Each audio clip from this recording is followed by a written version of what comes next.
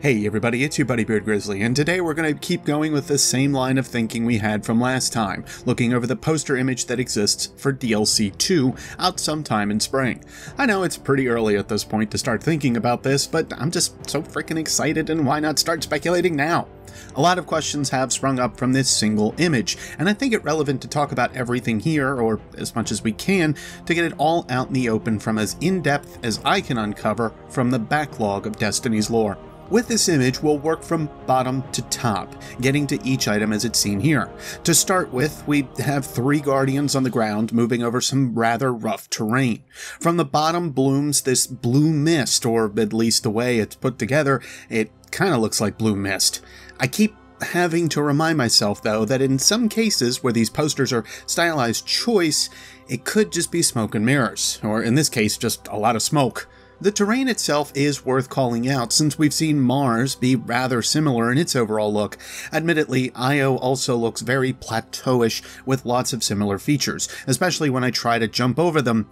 I swear I get caught on more rocks on Io than anywhere else. Anyway, I'm going to immediately break what I said, however, and look at the very top of the image and call out the planetoid in the background behind the main character centerpiece. With what I said about Mars, I start to think about Phobos, where Phobos is completely misshapen, far from a perfect sphere or even close to it. I can't think of a lot of large moons that would fit this bill within our solar system, but I know of similar smaller ones that do. So the question is if it is actually Phobos or not, of course. As I've been reminded, however, by Mr. Happy Sadass, the ending of the Arecibo mission does talk about ice caps on Mars. I don't understand. Something's happening.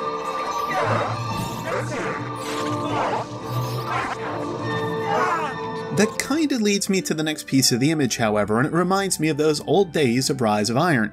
I was so last year, I know. It reminds me of a replication chamber with how it's put together and angled. I know many have said, oh, it looks like one of the tetrahedron ships from the ending, but I can't agree on that one. The shape is perfectly diamonded, with the tetra ships being a slightly different basing. No, I think this will be Siva's comeback to get us, or something to that respect. Mars had originally kept the replication chamber on it, so I can't help but think this is where they may have put it, out in the far reaches of Mars ice caps, away from the typical rabbles of society. The complex is ready for whole-scale replication of the Siva nanite. We are waiting for your signal to start. Thank you for your faithful service, Dr. Zheng. I look forward to the wonders that come from this replication complex. The new machine age, shall we call it? Let's begin.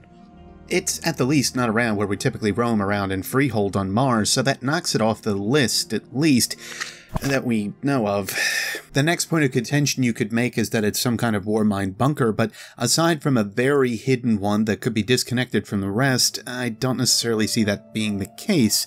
Plus, Rasputin knows about this spot, or at least he seems to point out with Arecibo, so I'm highly doubtful of this. I know Europa and a few other places have also been thrown around, but with current knowledge, and this most likely being a Siva replication area from what we know in the past, I'm left to assume it isn't Europa. But time will tell! If you have any further thoughts, of course, let me know below. This one is up for high debate, so I'm definitely interested in your thoughts. Speaking of color change, I'm going to put up 2 images side by side. The first is the original image sent out by Bungie. The second is a slightly color-corrected option that I've used, which gives a better glimpse at the moon in the background, but it also helps out with the next part of the poster, and the most obvious, the female that's got half a face. The first major thing that people see once they start to really dig into the actual apparel that she has on is the wolf logo on the left pauldron of her armor. On her right, we do see a cloak hanging off of her shoulder, and behind her head is a hood, slightly visible. Very, very small though. So the next question has to be asked. Who is it? Personally, I see 4 possibilities, 3 of which are written out pretty heavily in Destiny's lore, with a 4th, a big wrapper load of spin foil. But here we go, all the same. The first and probably most obvious is Aphrodite. I mean, it's a wolf symbol and she's the only female-related Iron Lord we know of that still exists, sans her title perhaps, but she still has some armor and equipment that would still hold some kind of logoing to the Iron Lords. To compare the wolf logos to the one on the pauldron and the one on the Iron Lords, however, I think it's safe to say that they are indeed different. The typical stance of the wolves is off-center, the teeth being a more pronounced thing on the Iron Lord's logo versus the one on the pauldron, plus the smoothness of the fur. No, this isn't adding up too much. Further, Aphrodite is a pacifist at this point, and though I wouldn't be shocked if something got her back into the fight, perhaps the holdouts she's with being wiped out and just looking for revenge, which actually would be completely counter to what and how the character's now being built up. Well, for sure, I don't know if I would really put money on it being Aphrodite, even if I'd want to see her come back sooner rather than later. Aphrodite does have obvious tiebacks to the first Siva outbreak with the Iron Lords, however, so it would stand to reason she could still return with wanting to help it out if this is, in fact, Siva. Aphrodite's also missing her helmet, and if that's the case, Shax might be a bit disappointed. I like Lady Aphrodite. She tells me everything. We like our stories, and we like our helmets. Still, the other two make a bit more obvious call to reason that this is someone else, and so we refer to a hunter cloak from Destiny, Strength of the Pack. The flavor text reads, a pattern worn by Ana Bray during the fateful battle of the Twilight Gap. Let's start with the name that's obviously here, which is Ana Bray. I'm about to make some people a little mad, but I'm ready. If it wasn't bad enough that the wording on the cloak said fateful battle, which could just insinuate Twilight Gap being a really, really bad day, which it was from all the accounts that we know of, Shax sings Anna's praises from what he had witnessed of Anna's prowess as a golden gunner. You want another story about Twilight Gap? Ana Bray, the hunter. We all dug deep that day. We all touched the light in ways we never thought we could, or should. Anna, though, when she fired the gun where her golden blast hit home, she left behind the pools of light, like splashes of sunlight that burned and burned. Lord Shax. I always wondered after reading this why we didn't hear much and see much of Ana Bray in the tower, but being that this is the No Time to Explain questline from the Taken King, I soon had my answer from Lakshmi 2. During this quest, we recover a bracelet that once owned to Ana Bray, and my initial thought was, oh, this thing's gonna have a wolf on it. It has to. Yeah. Nope, just a regular old-looking bracelet with no discerning marks. It's hardly even in the database right now, and it took a miracle of Google photo search to find the thing since I hadn't been cataloging Destiny back in that time. Anyway, after we'd returned the bracelet to Lakshmi, which I should mention was found in the Twilight Gap Crucible map from back in the day, Lakshmi says the following. Let me see what you... A bracelet. With the symbol of House Bray? Ana Bray's personal sigil. Guardian, the Inner Circle will be grateful that you return this artifact to the tower.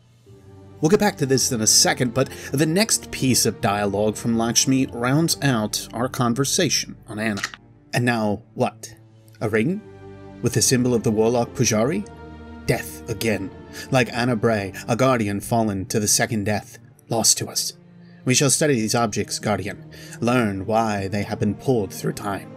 Exo-Stranger talk aside, let's stay on point with this statement. Anna is considered, or really confirmed, dead. Maybe not at the Battle of Twilight Gap, but it's certainly implied.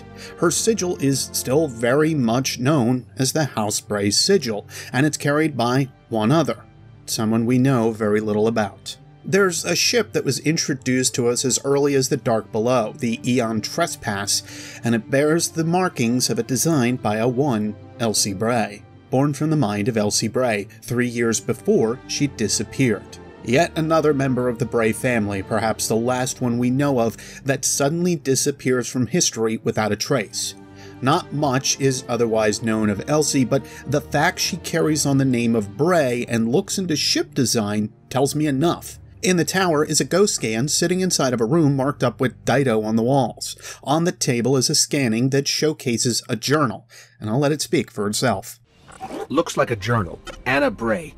But I can't tell who... Pretty much the entire thing is redacted, and there are whole pages missing. Something about all this seems wrong. Am I worrying too much? This scan tells me a few things. First off, someone wants to keep information about Anna a secret. Second, that person is interested in something about what Anna did prior, perhaps with the Dido Corporation or another link to the city. Third, this person could have some set influence within the city already, or at least enough to give the Dido Company interest. This room is completely inaccessible to us, minus going through a vent, and really doing some interesting little parkour in the tower. The door it sits behind is in a weird spot, stuck through some catwalks overlooking the hangar and sparrow area of the tower. Hear me out here. The Bray family may very well be involved with Dido. On Mars, we see markings of Dido from ages past, from days before the collapse. They very rarely made anything related to weapons in the city age, save for the Jade Rabbit and a few blues and greens, but their presence as a foundry has started to wither. They seem more interested in other manufacturing, and I can't see Amanda Holliday making all of the ships for us. That'd just be silly. Anyway, Elsie up and runs after the death of her possible sister. Again, it's a family name, but it doesn't mean they are family related. It could also just be an adopted clan name, and I understand that just as much, adopting it for current day use as opposed to it being used in the collapse. But what if? What if this name still means and carries the connotation that these girls would be sisters? With Elsie being the only one to possibly carry on the family business, now the next questions start to spark. Where did she go? What did she need to do? Did she develop the Aeon Trespass on her own? With some voice lines in the tower, Banshee says often that Dido is asking for more money constantly, looking for funds for research. With rarely producing weapons, it does call to question what they could be doing with these funds. And yet, this leads to my final possibility for this individual, Willa Bray. For those not in the exact know, Willa was one that led and looked over the original SIVA project in the Golden Age. Nothing is 100% known about Willa and if she died during the collapse. How she would of course still be alive, perhaps this far after the collapse, would be the question in and of itself, and I'm still okay with the idea of presumed dead.